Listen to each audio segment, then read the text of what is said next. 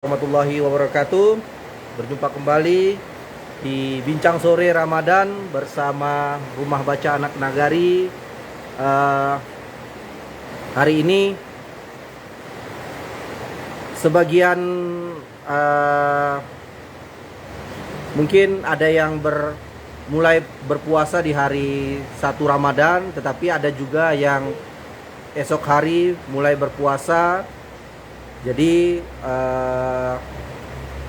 kalau di Rumah Baca Anak Nagari ini besok berpuasanya. Jadi hari ini adalah hari yang belum berpuasa. Baik, kita sambut Mbak Roro dari Limbah Pustaka.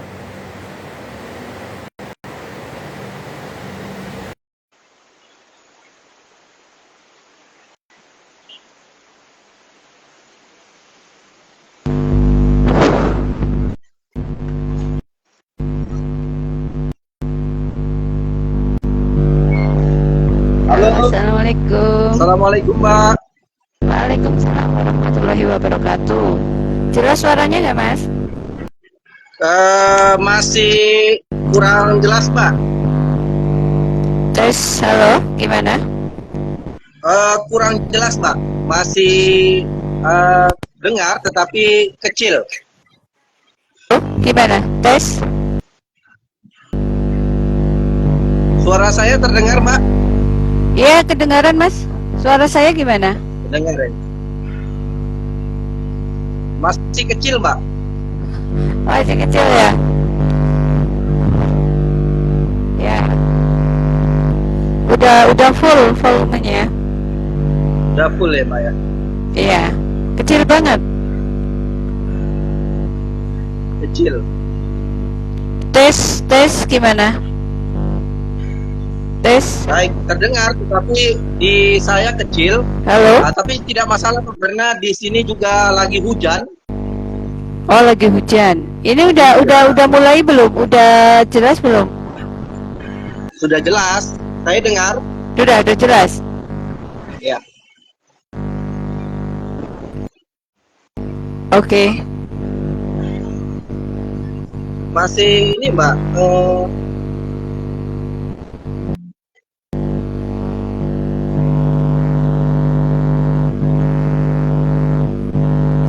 Mbak bisa di ini kameranya ditegak Ya, di halo. portrait.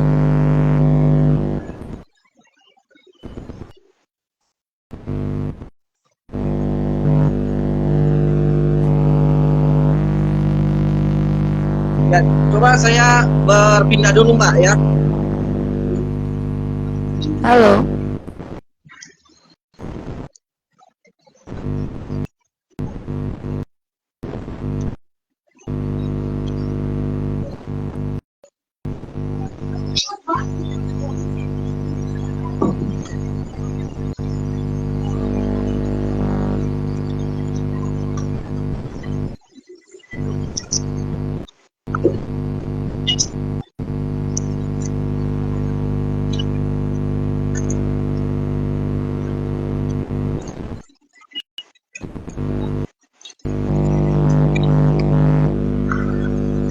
Kok nggak kedengaran ya, Dok?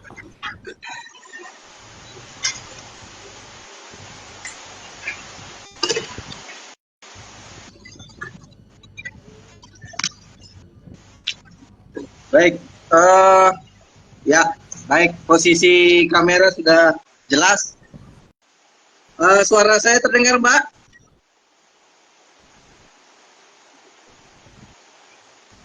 Halo. Assalamualaikum warahmatullahi wabarakatuh. Terdengar Mbak?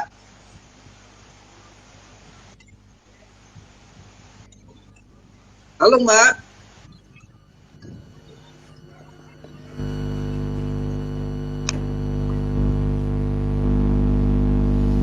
Halo.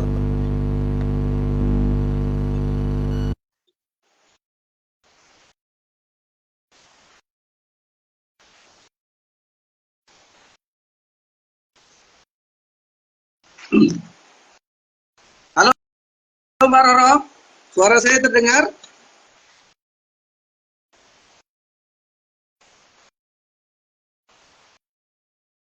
Halo Mbak. kurang dengar. Ya, ya maaf. Halo Mbak, suara saya terdengar Mbak?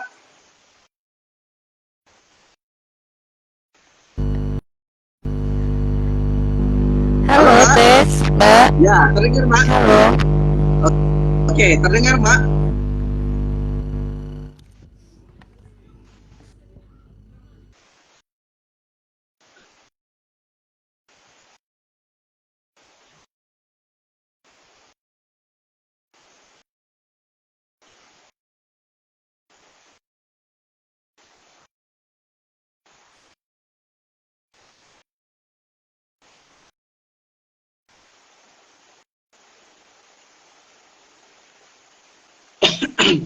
Ya, mungkin jaringannya masih terputus. Kita coba sambungkan kembali ke Mbak Roro. Dan kondisi juga di Rumah Baca Nagari lagi hujan.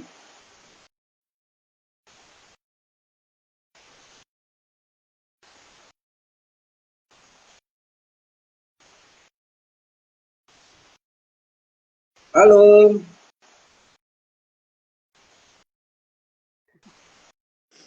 Halo, selamat sore. Saya kembali lagi nggak usah pakai mikrofon, pakai ini aja. Gimana? Oke.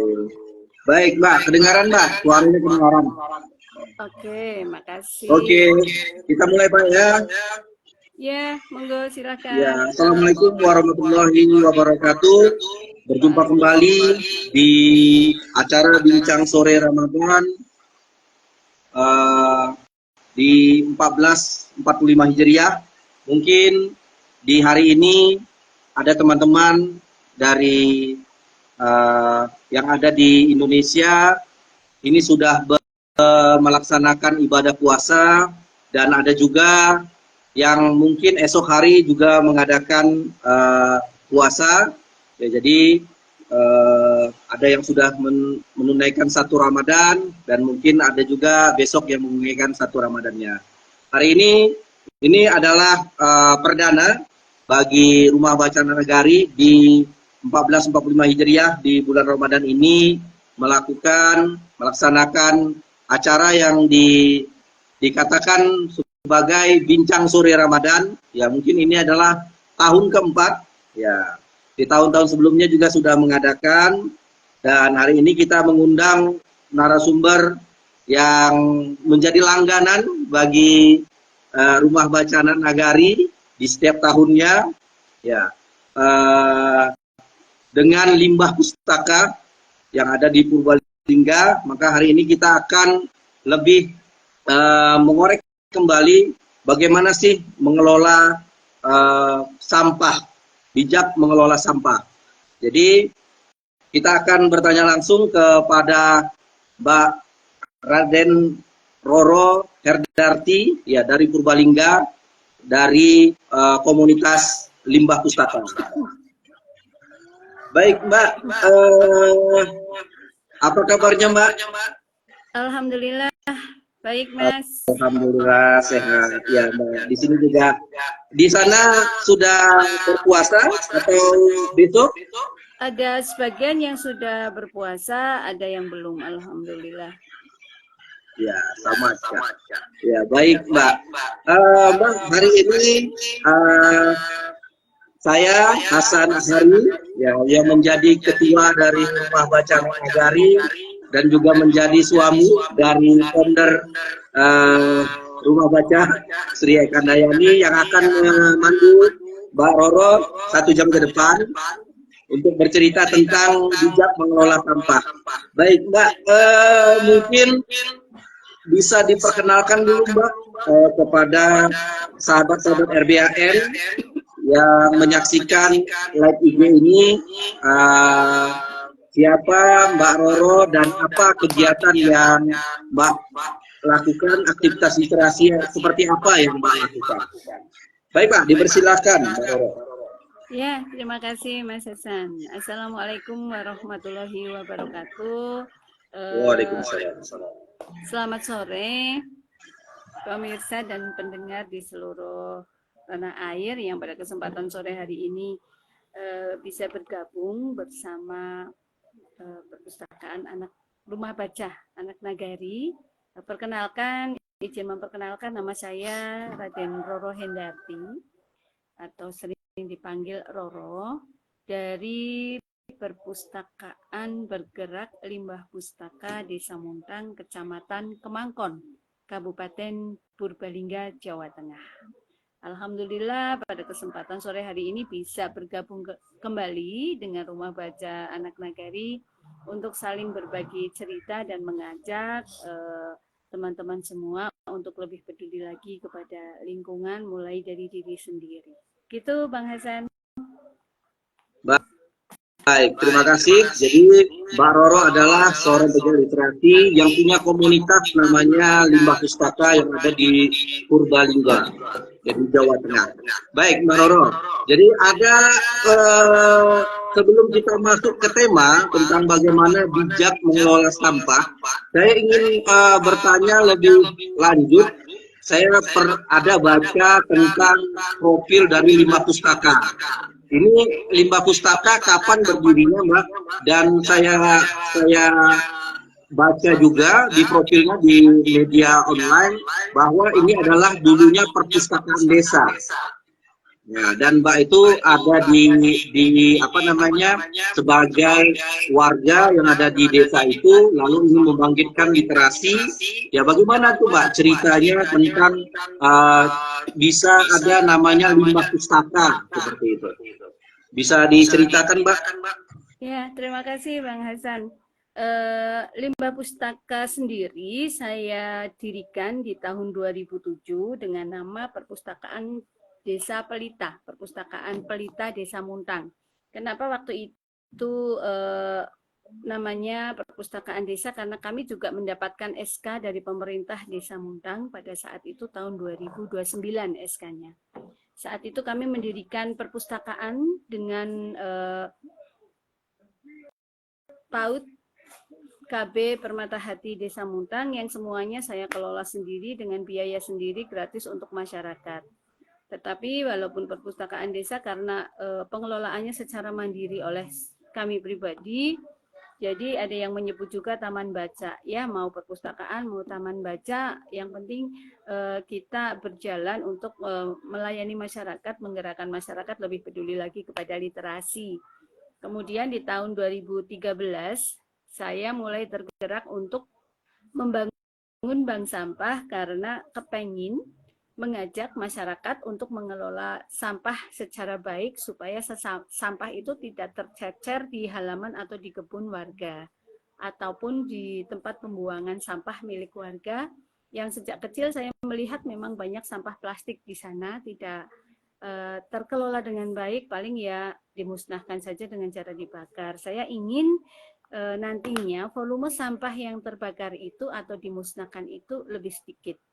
Makanya saya mendirikan Bank Sampah Sahabatku tahun 2014. Tergerak dari 2013 mulai merintis dan tahun 2014 mendapat SK dari pemerintah Desa Muntang juga.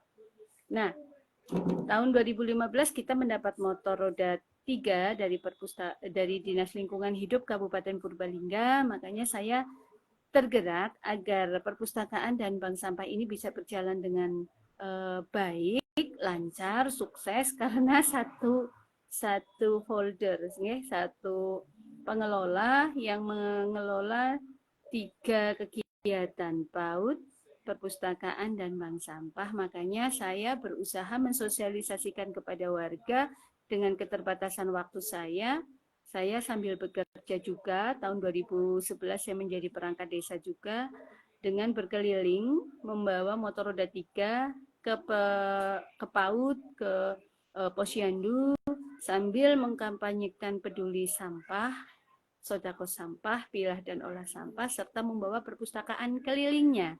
Jadi saya di motor roda 3 itu saat itu belum punya rak buku yang saya tempel, saya pakai kotak bekas, kotak untuk baju-baju yang mau habis dicuci itu. Nah itu saya keliling, kemudian staf perpustakaan Kabupaten Purbalingga, Mas Ahmad Sirojudin, melihat kegiatan kami, memberi nama dengan limbah pustaka, di mana limbah itu sebagai perwakilan dari bank sampahnya dan pustaka itu perwakilan dari perpustakaannya. Jadi sejak tahun 2016 resmi Perpustakaan Pelita itu diganti dengan nama Perpustakaan Bergerak Limbah Pustaka. Kenapa bergerak? Karena kami juga bergerak, tidak hanya di tempat. Dan tahun 2015 mulai ada krisis pemustaka di mana perpustakaan kami sepi pengunjung. Sehingga kami harus berputar otak supaya perpustakaan saya ramai, masyarakat tergerak untuk mau membaca. Begitu sejak tahun 2016 ke sini kita tetap memakai nama Limbah Pustaka, di mana mengkolaborasikan kegiatan pengelolaan sampah dan perpustakaan secara bersama-sama. Begitu, Bang. Baik, jadi untuk teman-teman yang menyaksikan live IG ini sangat inspiratif, menggandeng kegiatan literasi ya, dengan kegiatan mengelola sampah, dan ini juga berdampak kepada masyarakat tentang ya inklusi sosialnya juga dapat karena saya juga membaca ada dari sampah-sampah yang dikumpulkan melalui bank sampah itu bisa menghasilkan uang, ya bisa menghasilkan untuk masyarakat secara finansial. Baik, Mbak Roro, saya ingin juga bertanya. Saya ingin mengulik bagaimana Mbak Roro bisa tertarik nih dengan sampah. Karena kan pertamanya itu Mbak Roro buka PAUD tentang pendidikan anak usia dini. Lalu ada perpustakaan, lalu ada sampah. Bagaimana itu Mbak?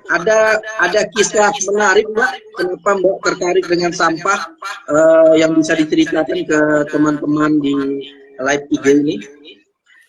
Iya, kisahnya begini. Awalnya sebetulnya itu saya sangat prihatin karena banyak sampah-sampah. Kalau saya bermain di kebun, kalau di tempat saya kan masih di desa, jadi pembuangan sampah itu memang dimiliki hampir oleh masing-masing rumah yang memiliki lahan lumayan atau lahan pekarangan lumayan lebar.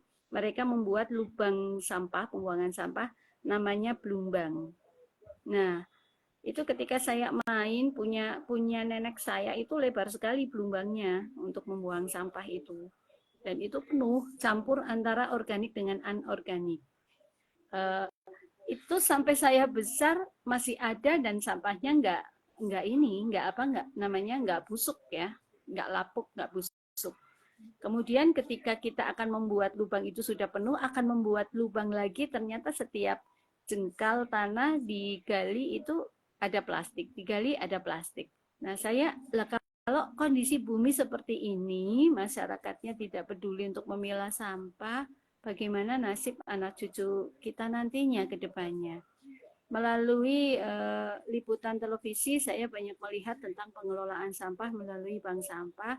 Tetapi saat itu saya belum berani untuk mendirikan bank sampah karena memang belum ada lampu hijau dari pemerintah desa. Ketika sudah ada lampu hijau, ada yang mau juga bersama kami, akhirnya bersama ibu-ibu PKK, 10 orang lah saat itu yang mau dulu saja kita mulai menggerakkan bank sampah. Saat itu memang belum disodakohkan, masih ditabung. Tapi ternyata tabungan sampah itu juga masih sampah yang residu, Bang, belum sampah yang bernilai atau mempunyai nilai ekonomis tinggi. Tetapi mereka berharap mendapatkan uang banyak dari tabungannya. Jadi juga bingung, untuk operasional juga kita dari kantong pribadi ya. Akhirnya kita juga mensosialisasikan tentang sodako sampah. Alangkah indahnya apabila kita bisa berbagi itu tidak harus dengan materi, tetapi dengan sampah pun kita masih bisa berbagi. Dan ternyata dengan sampah buku pun kita bisa menjadikan itu sebagai bahan pustaka di perpustakaan kami, yang kurang lebihnya 75% buku-bukunya juga kebanyakan juga buku-buku bekas yang masih layak baca bagi kami pilih, kami sortir yang masih layak untuk dibaca, alhamdulillah, karena memang kami tidak bisa membeli buku untuk perpustakaan kami karena keterbatasan dana. Akhirnya sampai sekarang dengan mengajak masyarakat semakin banyak yang peduli, dan sekarang inovasi terbaru kami adalah wisata edukasi limbah pustaka, di mana banyak teman-teman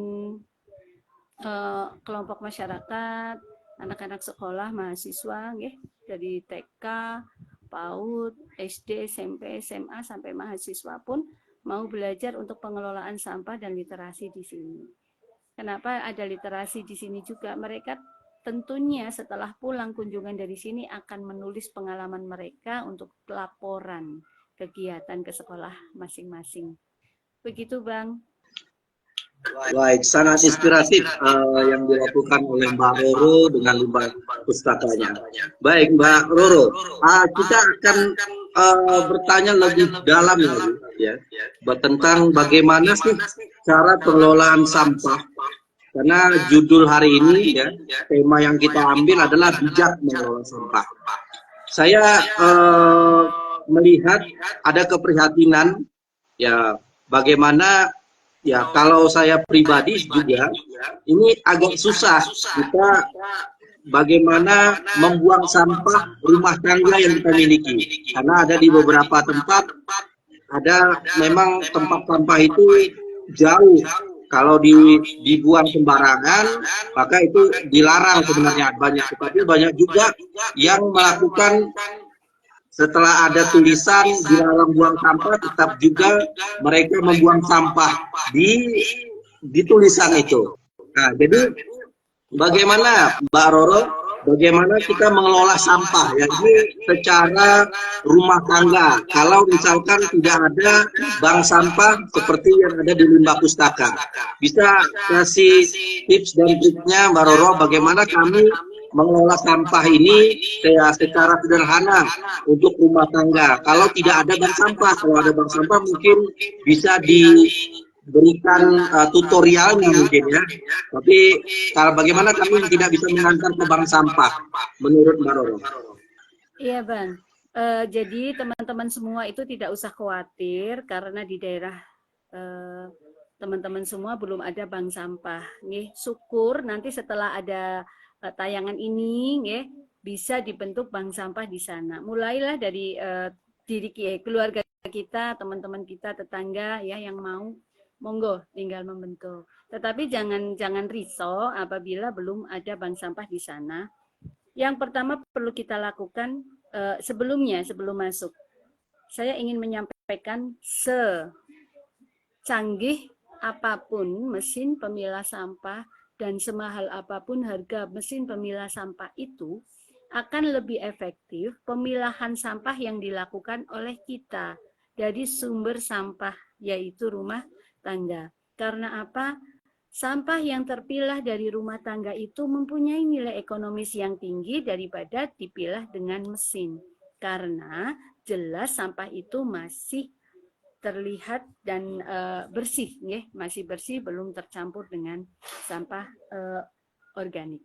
Jadi yang perlu kita lakukan di rumah adalah, satu, kita menyiapkan minimal 2 kantong plastik. Bisa kantong plastik, bisa kantong dari kandi, pokoknya bisa tas juga.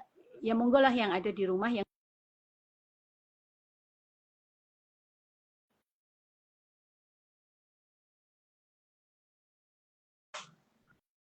maaf terputus, yang bisa menampung sampah. Saya lanjutkan. Kemudian kita pertama harus memilah dulu sampah anorganik dengan sampah organiknya. Siapkan di tempat cucian piring kita untuk tempat sampah organiknya. Biasanya ada sisa-sisa makanan, jangan langsung diletakkan di tempat sampah. Nah, sampah anorganik seperti plastik, botol, gelas, kertas, dan lain sebagainya, bisa kita masukkan ke kantong plastik yang tadi saya sebutkan di awal, yang dicantelkan di dinding. di dapur kita atau di belakang rumah kita atau di samping rumah kita. Enak sih di dapur karena habis masak atau apa, kita buka gula pasir, kita buka mie, kita buka kopi, itu bisa langsung dimasukkan di sana. Nah, setelah makan ada sisa-sisa makanan, kita letakkan di tempat seperti rinjing ya, agak apa namanya berlubang-lubang itu supaya sampah organik bisa ada di situ. Kemudian dikemanakan sampah organik tersebut? Apabila ini kalau di desa saya masih enak nih, sampah organik itu langsung dikelola oleh masyarakat untuk pakan ternak seperti ayam, mentok, bebek itu ya. Kemudian kadang juga dikasih ke kambing juga. Nah, apabila tidak ada itu di perumahan biasanya agak susah, itu bisa dibuat untuk pupuk organik. Jadi kita punya komposter untuk meletakkan setiap hari sampah-sampah yang kita miliki. Dikemanakan setelah nanti jadi komposter? Monggo, mau buat pupuk tanaman juga bisa, disodakohkan ke warga yang punya tanaman juga bisa, ini akan mendapat nilai ibadah.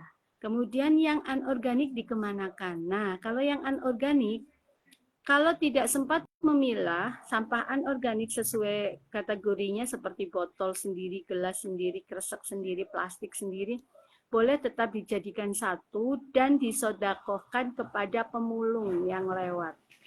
Jadi tidak dibakar tetapi disodakohkan kepada pemulung yang lewat. Selain itu, Ibu, Bapak, dan teman-teman semua juga bisa belajar di YouTube. Banyak kerajinan dari olahan limbah. Itu kita bisa manfaatkan limbah-limbah kita menjadi barang-barang yang berguna, bermanfaat. Seperti yang ada di limbah pustaka. Itu ada tempat tisu dari tutup botol. Kemudian ada tempat gelas dari ring bekas gelas minuman kemasan. Kemudian ada buket bunga mini, ada tas, ada sepatu, ada tikar yang dari bungkus kopi, dan sebagainya. Ternyata itu bisa kita lakukan. Setidaknya, pertama, dengan cara seperti itu, kita bisa mengurangi sampah. Okay? Kemudian, kita tidak mendolimi ciptaan Allah, yaitu alam semesta yang kita cintai ini. Kemudian, kita bisa menyodakohkan sampah kita kepada yang membutuhkan. Keempatnya, kita tetap bisa menjaga kebersihan karena kebersihan adalah sebagian dari iman. Sebetulnya sederhana, tinggal tekad kita bagaimana untuk bisa tergerak. Agak susah apabila hati kita belum terketuk untuk melakukannya. Karena sudah ada abang-abang yang nanti ambil sampah, langsung dicampur aja. Ketika si abang sakit 2-3 hari nggak bisa ngambil atau gerobaknya rusak, terjadi penumpukan dan baunya juga menyengat, itu juga menjadi masalah abangnya yang disalahkan. Tetapi kita tidak mau koreksi kepada diri kita, kenapa sampahnya itu bisa sampai berbau di depan rumah kita. Itu kadang begitu, Bang. Mungkin tips sederhana yang bisa dilakukan oleh semua orang dengan sampah yang kita miliki. Jangan lupa kita tetap menerapkan 3R dengan mengurangi sampah. Ya, jadi kalau bisa kita belanja saat ini, itu kita bisa mengurangi sampah dengan membawa tas kresek ataupun tas belanja sendiri. Minimal itu. Kemudian kita bisa menggunakan sampah itu kembali untuk hal-hal yang berguna di kehidupan kita dan bisa mendaur ulang sampah itu kembali menjadi sesuatu yang berharga. Gitu, Bang.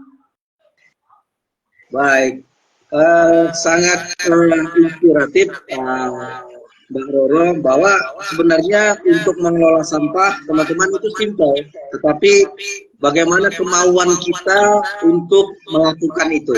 Kalau kita semuanya menganggap itu gampang, ya tinggal dikumpulkan lalu diberikan ke abang-abang yang mengutip sampah 2 hari tidak datang, kita kebingungan ini kalau sampah itu tidak diambil oleh tukang sampah.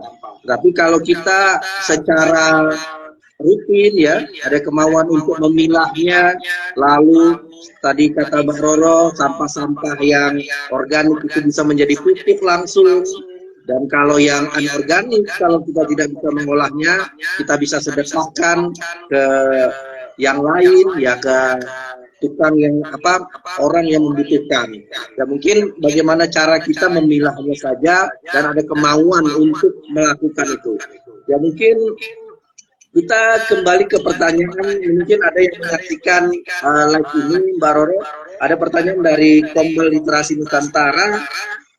Didengar bahwa Purbalingga mendapatkan Kalpataru. Ya, apakah bagaimana Mbak Roro berkolaborasi dengan pemerintah? Nah, kan awalnya ini kita kan mandiri, begitu ya. Bagaimana bentuk kolaborasi yang dilakukan dengan pemerintah? Mungkin bisa diceritakan, Mbak, kepada teman-teman agar gerakan ini juga kita zamannya zaman kolaborasi, tidak bisa sendiri, kan begitu. Ya mungkin bisa cerita Mbak, biar menjadi inspirasi bagi teman-teman. Ya walaupun tidak ada di istilahnya, bukan di masalah sampah, tetapi di dunia literasi, karena teman-teman yang menyaksikan ini banyak yang TBM sih, Taman Bacaan Masyarakat. Mbak Roro juga Taman Bacaan Masyarakatnya, Pustakanya juga ada, tetapi bisa dengan sampahnya juga gemilang juga, jadi bisa digabungkan. Nah mungkin bisa diceritakan Mbak kepada teman-teman yang ada menyaksikan video ini Mbak. Ya, siap. Terima kasih Bang. Nah ini ketika kita terpilih menjadi perpustakaan dengan program Perpus Seru tahun 2017, kalau sekarang perpustakaan berbasis inklusi sosial, sebetulnya di sana sudah dikemas semuanya, di mana di sana ada pelibatan masyarakat, ada advokasi, dan ada promosi.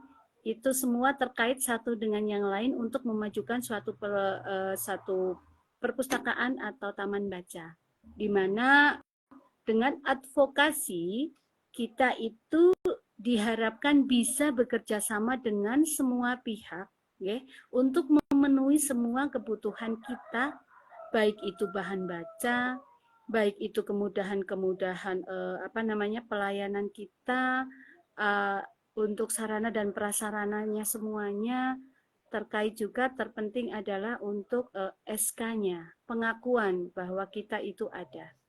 Tapi jangan berkecil hati, bagi yang memang kita berdiri mandiri sendiri tidak masalah. Yang penting kita terus semangat untuk bergerak. Kemudian ada promosi itu bisa dilakukan di media sosial yang saat ini mungkin memang sudah dunianya, maupun kita alhamdulillah apabila diliput oleh stasiun televisi, radio maupun surat kabar sebagai salah satu bentuk promosi. Minimal kita promosikan di media sosial. Kemudian untuk bekerja sama dengan pihak-pihak terkait. Kalau perpustakaan kita harus merapat kepada Dinas Perpustakaan daerah kabupaten. Kalau di sini Kabupaten Purbalingga, Dinarpus Purbalingga. Saya kebetulan sebagai anak didik dari Dinas Perpustakaan binaan dari Dinas Purbalingga, Dinas Perpustakaan Kabupaten dan Arsip Kabupaten Purbalingga, serta Dinas Lingkungan Hidup Kabupaten Purbalingga. Karena sejarah berdirinya perpustakaan, berdirinya Bank Sampah itu ketika kita mengikuti pelatihan sosialisasi tentang bank sampah. Dari sana kita ada pencerahan. Jadi saya mulai berani nih untuk langsung mendirikan bank sampah, tidak hanya melihat televisi. Gayung bersambut ketika kita berbicara dengan teman-teman PKK yang ada di desa, mereka ketuanya saat itu, oke Mbak, nggak apa-apa kita mendirikan. Jadi kita mendirikan bank sampah, dan otomatis saya selalu koordinasi dengan Dinas Lingkungan Hidup Kabupaten Purbalingga. Sehingga ketika ada pelatihan selanjutnya kita diikutkan. Kita bisa eksis, kita bisa action, dan kita bisa memamerkan bahwa kita kegiatannya ada. Alhamdulillah di tahun 2015 kita mendapat motor roda 3. Tahun 2017 kita mendapat gedung pilah sampah dari Dinas Lingkungan Hidup dan Kehutanan Provinsi Jawa Tengah. Tidak hanya gedung pilah sampah, tetapi kita juga dapat laptop, printer, meja kerja, kursi, terus timbangan, kemudian ada apa namanya etalase untuk memajang hasil karya kita. Ada beban berat ketika kita mendapat bantuan-bantuan itu, di mana amanah yang kita titipkan harus bisa dijalankan dengan baik. Nah, di sini saya perlu berputar otak. Sehingga ketika ada tinjauan ke sini, pembinaan ke sini, bank sampah kami masih terus berjalan, perpustakaan kami masih terus berjalan. Begitu juga dengan perpustakaan ketika kita mendirikan tahun 2007, di tahun 2011 kita menjadi desa binaan tim penggerak PKK Kabupaten Purbalingga. Nah, pada saat itu Sekretaris Tim Penggerak PKK Kabupaten Purbalingga itu melihat kondisi perpustakaan kami dan mempercayakan kami mendapat bantuan untuk buku. Setelah mendapat bantuan buku pertama, kita kok masih eksis, masih bagus. Jadi kita diusulkan juga untuk mendapat bantuan berikutnya dari Perpustakaan Nasional dan Perpustakaan Provinsi Jawa Tengah. Kita masih terus eksis, bagus, seterusnya. Dan akhirnya bantuan-bantuan itu terus datang kepada kami. Dan di mulai tahun 2017, kita sudah bisa meraih penghargaan tingkat nasional. Kemudian Kalpataru adalah salah satu penghargaan tertinggi ya buat kabupaten untuk yang peduli kepada lingkungan. Salah satunya di mana di sana masyarakatnya juga sudah mulai mandiri dalam pengelolaan sampahnya. Salah satu item penilaian adalah bagi mereka yang memang sudah bisa mengelola sampah secara mandiri seperti yang dilakukan oleh teman-teman penggiat lingkungan di Kabupaten Purbalingga. Dan alhamdulillah tidak hanya Kalpataru, desa kami juga sudah meraih desa Proklim, program Kampung Iklim Utama penerima penghargaan Piagam dan Tropi tingkat nasional tahun 2022. Alhamdulillah itu kerjasama tim yang kuat dari pemerintah desa, dari limbah pustaka, dari teman-teman kader kesehatan, kemudian dari kecamatan, kabupaten, Babin Kantipmas, Babinsa, Bidan Desa, dan kelompok tani maupun kelompok wanita tani, serta masyarakat pada umumnya. Begitu, Bang.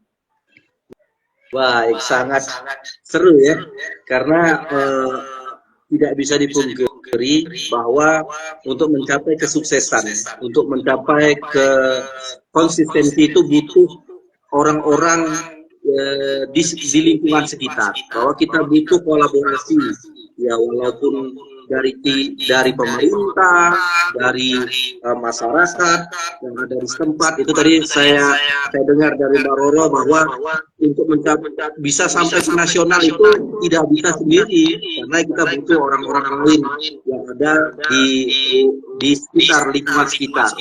Ya mungkin ini harus juga dicontoh oleh teman-teman. Jadi kalau kita ingin mencapai konsistensi bergerak, ya kita memang mulainya sendiri. Tetapi di saat bergerak kita pasti kita menemukan orang-orang yang punya visi dengan kita, sejalan dengan kita. Nah, kita harus berkolaborasi. Dan pemerintah itu tidak dijadikanlah menjadi lawan juga, tetapi menjadi mitra atau teman yang untuk bisa saling memajukan nantinya ke atas gerakan-gerakan yang dilakukan. Baik, Mbak Roro, ini saya tertarik dengan saya baca di sebuah media online itu lama sih, di 2012 atau 2017-an itu, tentang limbah pustaka, bahwa Mbak Roro itu menukarkan ibaratnya memberikan edukasi kepada anak-anak di sekolah, kalau ingin membaca buku atau meminjam buku harus memberikan sampah. Nah, jadi ada take-and-give-nya kepada mereka, gitu. Mereka tidak hanya gratis dalam meminjam buku atau apa, mereka juga harus berupaya, ada usahanya untuk mengumpulkan sampah lalu diberikan kepada yang roda 3 yang Mbak Roro tadi bawa ya. Iya, roda 3-nya. Seperti itu. Bisa cerita Mbak tentang itu, Mbak? Itu saya sedikit menarik. tentang peristiwa itu, karena biasanya kalau di saya di Rumah Baca Nagari, kami itu hanya membawa buku-buku ke tempat public area, ya lalu memberikan mereka akses untuk membaca begitu. Tetapi kalau Mbak Roro ini kan ada motor pustakanya, ya, lalu bisa dibawa dengan ditukar dengan sampah-sampah yang mereka kutip untuk diberikan ke limbah pustaka. Mohon pencerahannya Pak, diceritakan. Siap, Bang. Nah, itu adalah salah satu bentuk sosialisasi yang kami berikan kepada warga masyarakat. Karena kalau melalui pertemuan PKK, saya tidak bisa keliling satu desa dalam 1 bulan karena keterbatasan waktu. Jadi sosialisasi itu juga tidak bisa dilakukan hanya sekali, Bang, tetapi harus terus dilakukan setiap waktu. Karena terkadang kita lupa untuk itu. Salah satu bentuk sosialisasi itu pinjam buku dengan membayar atau dengan menyetorkan sampah. Kemudian pertanyaannya, ada yang bertanya kepada saya, loh Bu, itu kok ngasih sampah, apa pinjam buku harus bawa sampah? Iya, lah terus saya nggak bawa sampah, apa boleh pinjam buku? Boleh. Kenapa seperti itu? Karena jawaban saya, boleh pinjam buku, besok pas saya keliling lagi, membawa buku lagi, bukunya dikembalikan, sudah ada sampah yang dibawa. Insya Allah mereka akan tergerak dan mau. Jadinya ini sambil mendayung 2-3 pulau terlampaui. Jadi sekali kita bergerak bisa menjalankan semuanya, sosialisasi untuk gemar membacanya jalan, sosialisasi untuk pilah dan olah sampahnya jalan. Dan pilah olah sampah ini dimulai kan dari diri kita sendiri, kalau bisa sejak usia dini. Jadi ini ditanamkan, paling tidak nanti anak-anak pulang ke rumah akan minta tolong kepada ibunya untuk mencarikan sampah. Paling tidak sampah yang dari rumah jangan dibuang, karena nanti akan diberikan ke limbah pustaka untuk pinjam buku. Begitu. Jadi alhamdulillah dengan cara seperti ini lumayan sudah bisa berjalan sampai saat ini dan hasilnya luar biasa, dan ini juga bisa diterapkan di masing-masing taman baca atau perpustakaan teman-teman semua yang saat ini hadir di sini, supaya apa, hasil sodako sampahnya ini nanti juga bisa sebagai tambahan amunisi untuk kita bergerak. Begitu, Bang.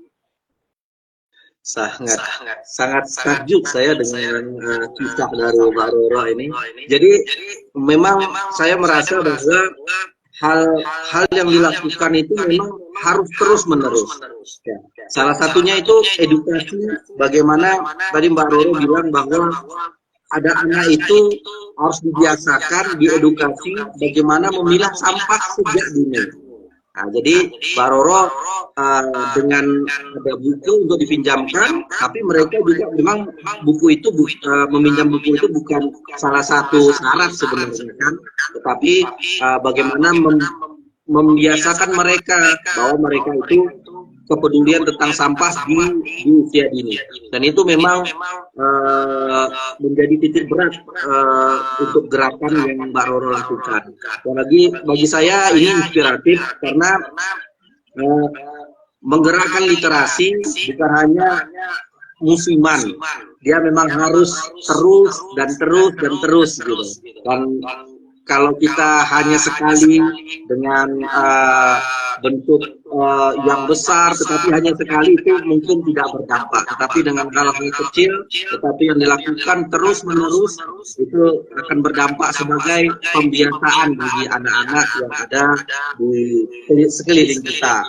Ya mungkin begitu bisa menjadi inspirasi bagi teman-teman taman bacaan, bagaimana gerakan literasi ini bukan bentuknya hanya sekali atau sekali saja besar tapi sekali tidak. Ini walaupun kecil itu dibiasakan terus menerus, ya itu kita akan menerima hasilnya nanti di hari depan.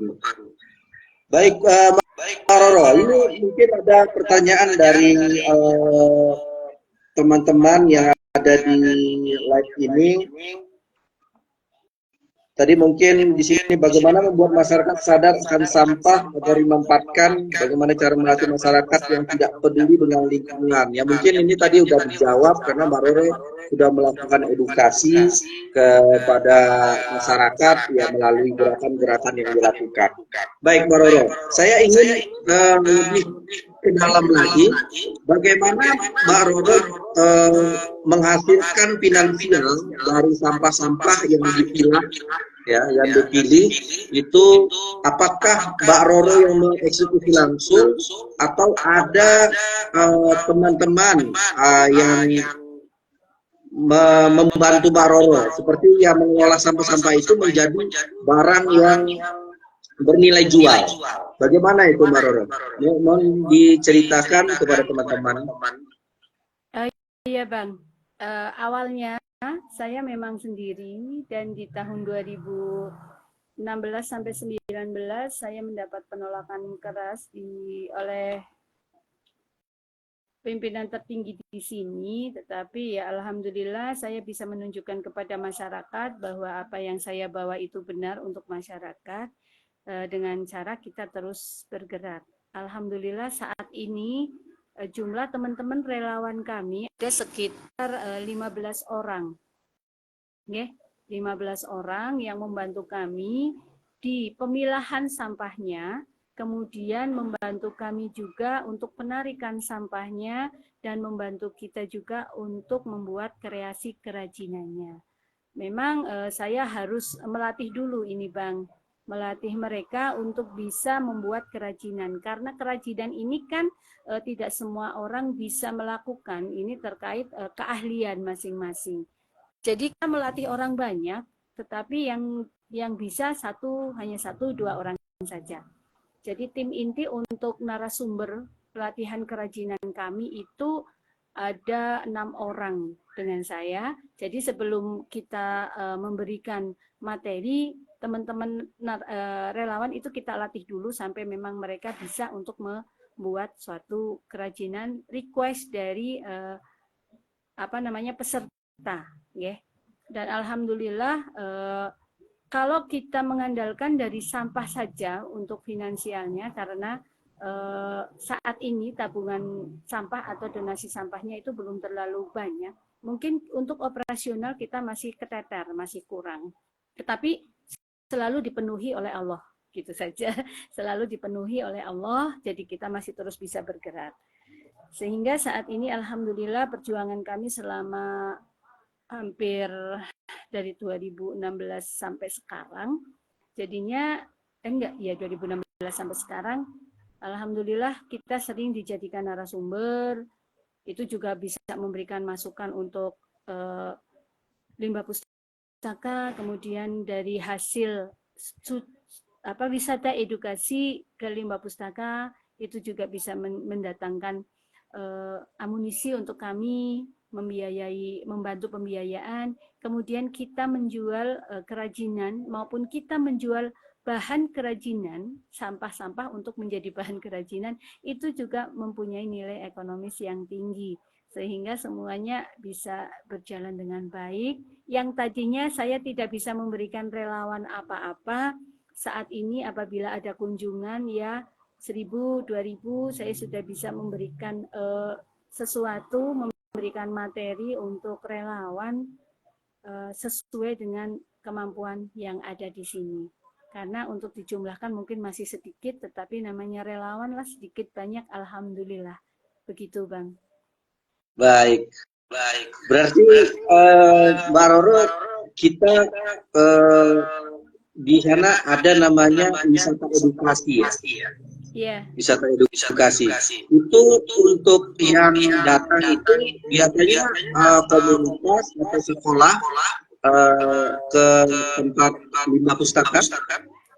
Untuk saat ini kita kebanyakan kebanjiran anak-anak dari TK sampai SLTA dengan kurikulum merdekanya. Untuk tema ya untuk P5BK nggih, P5BK temanya gaya hidup berkelanjutan dan subtemanya pengelolaan sampah. Jadi mereka yang ingin belajar pengelolaan sampah bisa hadir di sini ke Limbah Pustaka sebagai laboratoriumnya, bisa belajar tentang pilah dan olah sampahnya di bank sampah. Jadi anak-anak belajar dan tahu bagaimana cara kerja di bank sampah. Kemudian bisa nanti ke perpustakaan di sini akan dilatih untuk membuat kerajinannya. Nah, kerajinannya ini bisa milih sesuai dengan sampah-sampah terbanyak yang ada di sekolah masing-masing. Itu kemudian anak-anak yang hadir ke sini juga diharapkan membawa sodako sampah. Kalau tidak membawa juga nggak apa-apa, tetapi diusahakan kalau bisa juga membawa sodako sampah. Sampah itu dari mana? Ya dari sekolah mereka, begitu. Kemudian dari sekitar lingkungan mereka. Nah, untuk biayanya, apabila yang tidak memiliki biaya, kita terima dengan tangan terbuka. Tetapi kalau ada yang berkenan mau mengisi kas untuk limbah pustaka, kita juga terima dengan senang hati. Besarannya berapa pengisian kas itu disesuaikan kemampuan masing-masing lembaga karena itu berbeda-beda. Kemudian kalau dari teman-teman mahasiswa biasanya mereka untuk tugas kuliah, kemudian untuk skripsi, untuk tesis juga ada juga yang mengambil di limbah pustaka. Alhamdulillah komunitas dan kelompok masyarakat mereka juga yang ingin membangun perpustakaan, membangun bank sampah. Kemudian kami juga memberikan MOU kerjasama dengan sekolah dan berbagai pihak yang ingin bekerja sama dengan kami. Salah satunya adalah yang silang buku. Apabila mereka ingin mendirikan pojok baca belum ada bahan pustakanya bisa pinjam kepada kami. Kami tidak bisa memberikan, tetapi kami bisa membantu dengan meminjamkan. Karena kalau nanti diberi, kemudian pojok bacanya tidak berjalan, bukunya akan hilang. Tetapi namanya rintisan, apabila pinjam nanti syukur berjalan dan bisa besar, itu kita bersyukur sekali bisa memfasilitasinya. Tetapi apabila tidak, buku itu bisa dikembalikan dan digunakan di pojok baca yang lain. Alhamdulillah beberapa pojok baca sudah bisa mandiri, bukunya sudah dikembalikan dan mereka sudah tidak kekurangan buku lagi karena memakai tips dari kami. Gitu Bang. Baik, ya kalau bercerita tentang bagaimana motivasi buku kepada teman-teman PBM yang menjadi rintisan, itu saya teringat dengan kisahnya Rumah Baca Anak Nagari, juga sama, kami juga memberikan support kepada teman-teman yang ingin berdiri dengan meminjamkan buku, mensirkulasi buku-buku yang kami punya, ya 2 bulan, 3 bulan mereka bisa bergerak, itu nanti dikembalikan lagi untuk meminjam yang lain, yang lama itu dikembalikan dari pinjam yang lain, dan itu mirip lah sama dengan limbah pustaka. Ya kalau sudah mandiri berarti sudah bisa berdiri sendiri dengan kemampuannya. Ya mungkin banyak inspirasi yang kita dapatkan hari ini bahwa tidak bahwa kesuksesan itu bukan hanya didapatkan dengan sekali saja atau dengan gerakan-gerakan yang sekali kita lakukan, tetapi ini adalah buah dari hal-hal kecil yang kita lakukan, makanya kita akan mencapai kesuksesan seperti limbah pustaka yang diakui oleh Mbak Roro.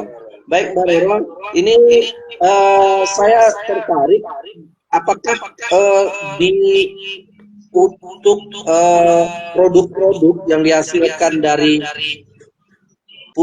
limbah sampah tadi itu ada yang terjual atau bagaimana cara jualannya, atau ada secara online atau kita ada menggandeng misalkan ada wedding atau pesta atau ada dari apa mereka memesan ke kita, atau seperti bagaimana itu Mbak Roro?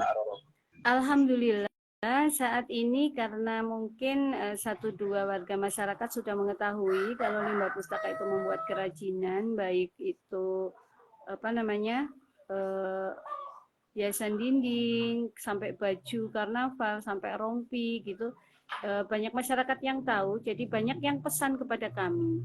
Kami kebanyakan membuat menjual itu berdasarkan pesanan dari masyarakat yang memesan kepada kami, seperti buket bunga, kayak seperti DLH.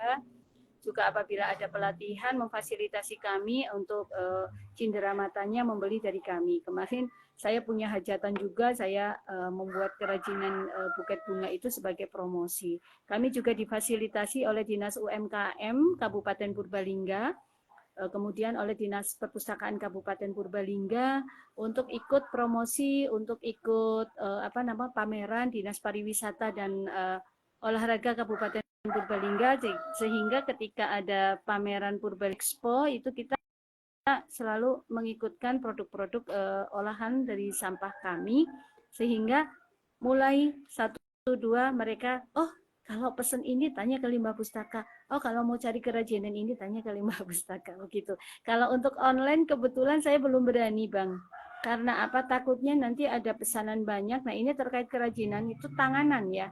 Tidak semua orang bisa. Nah, kalau salah dilalah yang dibuat itu kerajinan yang hanya saya yang bisa, itu kita susah untuk memenuhi pesanan. Tapi alhamdulillah mungkin beberapa waktu ke depan kita sudah mulai siap online, karena untuk beberapa bentuk kerajinan teman-teman relawan sudah bisa membuat, jadi saya sudah ada tenaga untuk membantu memenuhi pesanan. Begitu, Bang. Baik, berarti untuk Limbah Pustaka sudah siap online karena relawan-relawannya sudah siap membantu. Ya mudah-mudahan nanti bisa juga kalau dilihat di marketplace itu ada barang-barang Limbah Pustaka, atau ya dia dibentuk dari website sendiri itu bisa terpampang produk-produk literasi dari Limbah Pustaka. Ya mungkin Mbak Roro sebenarnya ingin berpanjang-panjang, tetapi karena dibatasi waktu kita sudah mencapai dari ujung acara di jam 5 ya.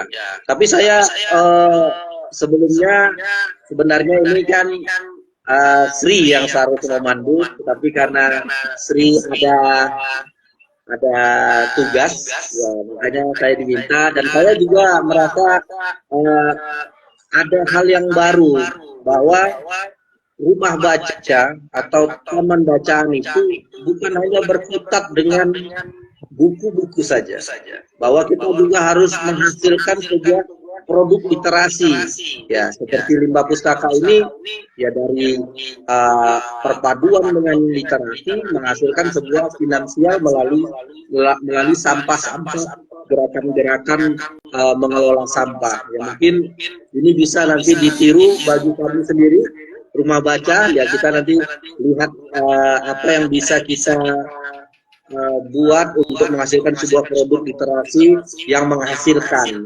Ya, seperti itu. Ya, mungkin teman-teman juga yang mendengar live ini bisa juga terinspirasi bahwa kita bukan hanya bercerita tentang bagaimana menumbuhkan minat baca dengan buku-buku, tetapi juga kita hasil akhirnya adalah memberikan manfaat kepada masyarakat, karena saya rasa gerakan itu kalau ketika kita cerita tentang manfaat secara finansial, mereka akan lebih tertarik sebenarnya. Gitu. Bagaimana itu Mbak? Menurut Mbak, kalau dengan yang statement yang saya ucapkan itu? Jangan takut, Mas. Finansial itu akan mengikuti kalau kita ikhlas menjalankan semuanya lillahi ta'ala karena Allah. Kita jangan pernah takut untuk kekurangan finansial. Salah satu contohnya Limbah Pustaka. Ya, jadi jangan takut teman-teman, yang penting bergerak. Ya, jangan lupa juga berdoa, berkolaborasi juga dengan orang sekitarnya, karena kita tidak bisa menjadi Superman. Kita harus jadi super team, ya. Kita bukan hebat sendiri, tapi kita butuh orang-orang yang lain. Mungkin sebelum saya tutup, Mbak, saya minta closing statement dari Mbak Roro kepada teman-teman yang bisa menjadi inspirasi bagi teman-teman untuk bergerak, karena saya lihat kan Mbak Roro dari tahun 2000 berapa Mbak? 2012 ya Mbak? 2007. 2007 sampai sekarang masih membersamai kita ya di dunia literasi, karena banyak teman-teman yang tumbuh bersama kami RDAN akhirnya juga mereka mati suri disebutnya kalau sekarang ya, mati suri, hilang tanpa jejak. Tetapi Mbak Roro dari 2007 sampai sekarang nih di 2024 tetap membersamai dunia literasi dengan gerakan-gerakan yang ya adaptasi dengan zamannya. Ya, mungkin bisa berikan closing statement Pak sebelum saya tutup live ini. Ya, terima kasih Bang untuk teman-teman semua. Ayolah kita awali semua kegiatan kita ikhlas lillahi ta'ala karena Allah, sehingga Allah akan memudahkan dan meringankan setiap langkah kita. Yakin bahwa apa yang kita lakukan benar, insya Allah Allah selalu ada bersama orang-orang yang melakukan yang ada di jalan kebenaran. Jangan pernah takut kita itu memberi selagi kita kesulitan, karena Allah akan menggantikan dengan berlipat ganda. Jangan pernah kita mewariskan sampah kepada anak cucu kita, karena mendolimi ciptaan Allah adalah salah satu dosa yang akan kita terima apabila kita melakukannya. Jadi tetap teruslah peduli kepada literasi dan lingkungan. Jagalah putra-putri kita sejak usia dini sampai masa pertumbuhan supaya kita tidak menyesal di kemudian hari. Salam literasi, salam bergerak, salam 3R, salam peduli lingkungan, literasi lestari. Wassalamualaikum warahmatullahi wabarakatuh. Waalaikumsalam warahmatullahi wabarakatuh. Jadi teman-teman, terima kasih kepada Mbak Roro telah bercerita tentang hal-hal praktik baik yang dilakukan. Mudah-mudahan menginspirasi teman-teman yang ada di pelosok negeri yang mengelola wadah-wadah literasi, komunitas baca, atau apapun sebutannya. Ya, kita bergerak dengan, kalau kita kutip, saya ambil kata-kata Mbak Roro tadi, bahwa kita harus memulainya dengan tulus ikhlas. Jadi jangan niatan yang tulus pasti akan berbuah kebaikan di depannya. Terima kasih Mbak Roro. Sama-sama. Ya, buat teman-teman, ya baik Mbak Roro. Ya baik. Buat teman-teman, mungkin nanti di esok hari jangan lupa saksikan kembali ya Bincang Sore Ramadan, itu membahas tentang Komlit, bantuan pemerintah tentang komunitas literasi. Jadi itu langsung oleh pimpinan pimpinan dari Balai Bahasa Sumatera Barat, Ibu Eva, Dr. Eva Krisna. Mungkin kita akan berjumpa di esok hari.